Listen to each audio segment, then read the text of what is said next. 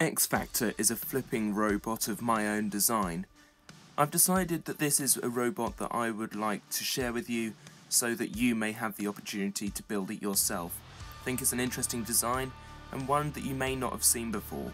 So here is how to build X Factor.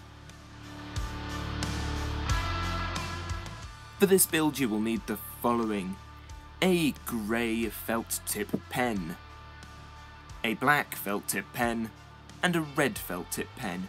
You may also want a Sharpie. You will also need a pencil, a ruler, a rubber,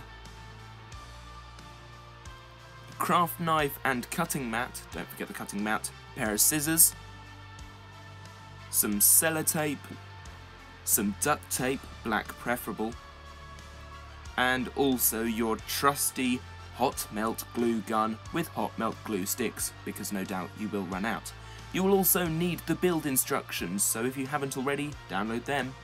You will also want some grey card or whatever you wish to build this robot out of. Step 1. Draw out everything from the sheet onto your card or grey card. Then cover with sellotape on one side and duct tape on the other. This will give your robot better structural support later on. Next, you need to cut all of this out. When you've done that, you should have everything you need. Now, when I recorded this, I didn't. What I did have, though, is these Lego wheels.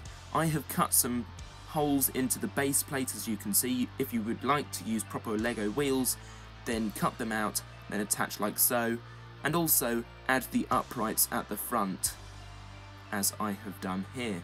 Next, add your interior flipper support to your flipper spine. I've called it a spine because it's very much like one. It is the backbone to the flipper. It needs to be slightly bent because the design requires it. Next, take the back panel, this is this weird grey shape, and simply cut off the corner sections, these small triangles. Don't throw them away, you will need them in a minute. Take that middle section and cut that in half. Half of it you can now get rid of.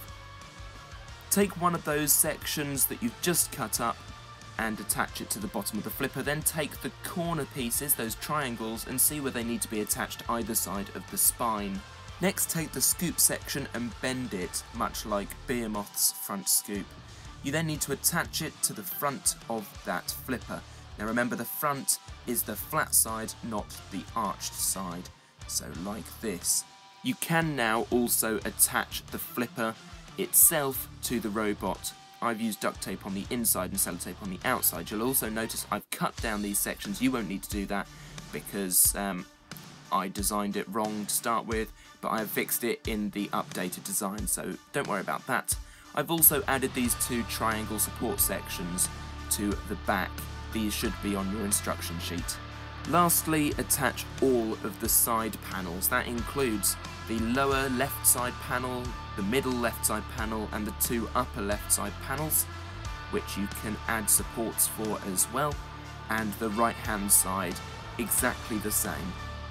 This should give you the final structure that looks something like this. I really hope that it has worked out for you. It did work out for me. You might just have to bend a few bits, but it looks okay. I've also added this tape inside, just hooking it over the front of the robot and gluing underneath. This limits the amount of flip you can give your robot. You can make it flip larger. I've found that it may get a bit more stuck if you give it any more flip than that, so see how it goes. It's up to you how you want to gauge it. Et voila, one complete robot. Now X Factor acts as two flippers. The bucket scoop at the front acts as normal. The spine acts as a rear hinged flipper, much like a front hinge flipper, just at the back of the robot. It's an interesting design and I've enjoyed building it, and I really hope you have too. So thank you for watching, happy building, and I shall see you next time for another build.